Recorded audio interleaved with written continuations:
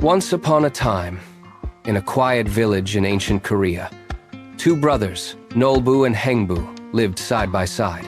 Though they were brothers living in the same village, they lived entirely different lives. Heungbu, the younger brother, had such a kind heart that everyone in the village loved him, but Nolbu was different. Completely unlike his kind-hearted brother. Though he was poor, Heungbu was always kind and cherished his relationships with others. Nolbu was selfish and mean, and the people in the village disliked him. Though he was poor, Heungbu had a loving wife and many children. Though Nolbu was wealthy, he had no children, and even his relationship with his wife was far from warm. But he was never lonely. He had always been that way since childhood. Even as a child, Nolbu's cruelty was beyond words. Whenever he had the chance, he would torment others in every way he could. He would even hide and startle a pregnant woman without a second thought. He would even hammer nails into his neighbor's ripe pumpkins. He would even knock elderly people into the stream as they struggled across the stones. As their father lay dying, he left his fortune to both Nolbu and Heungbu. But Nolbu deceived his brother, took all the inheritance, and drove Heungbu out of the house. Heungbu built a small thatched house on the edge of the village and lived in poverty. No matter how happy he tried to be, poverty was a harsh trial for Heungbu. When even his children began to starve, he had no choice.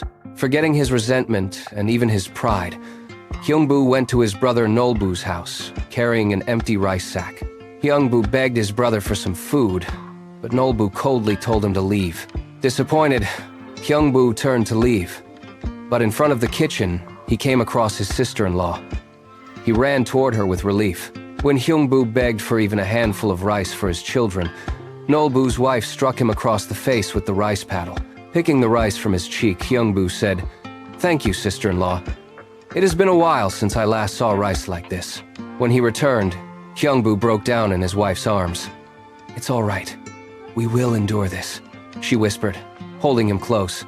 Somehow, the couple found whatever work they could, and little by little, they managed to gather just enough rice to survive.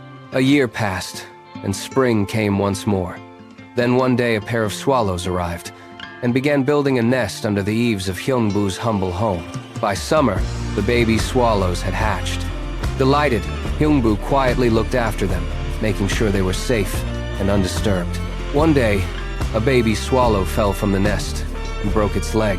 Heungbu and his wife gently wrapped the injured leg with cloth and cared for the tiny creature with all their heart. Little by little, the baby swallow grew stronger, and at last, it spread its wings for the very first time. When autumn came, the swallows gathered and flew away to the warm southern lands. Spring came once more, and the swallows returned, flying back toward Heungbu's home. Seeing them again, Heungbu and his wife warmly welcomed the swallows back home. The swallow brought a small gourd seed and gently dropped it into Heungbu's open palm before flying away. Curious about the seed, Heungbu and his wife carefully planted it in the small garden beside their home.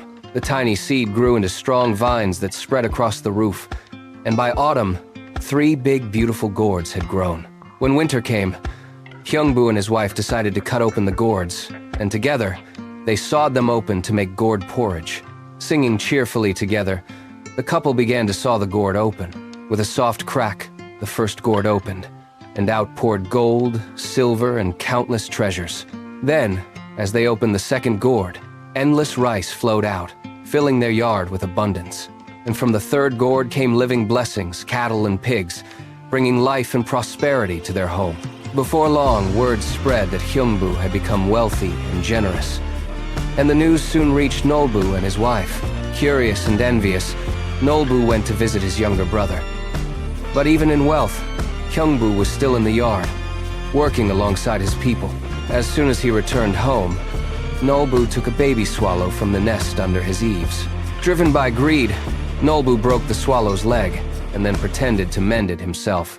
When autumn came, the swallows flew south, and the following spring they returned just as in Heungbu's story. The swallow returned to Nolbu's house and dropped a seed before him. Delighted, Nolbu quickly picked it up and planted it. The vines grew quickly, and by autumn, huge gourds hung from the roof in great abundance. Nolbu could hardly contain his excitement.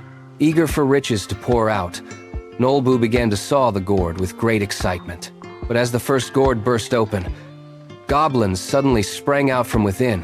When the second gourd was opened, even more fearsome creatures burst out. And when the third gourd was opened, terrifying grim reapers rose from within. The disaster brought by the gourds soon ruined Nolbu's home, leaving nothing but collapse in its wake. Now poor and powerless, Nolbu and his wife fled the village under the cover of night. Heungbu never resented his fallen brother and searched for him until the very end. But in the end, he could not find him. And so, Heungbu and his wife lived happily, sharing their kindness with others.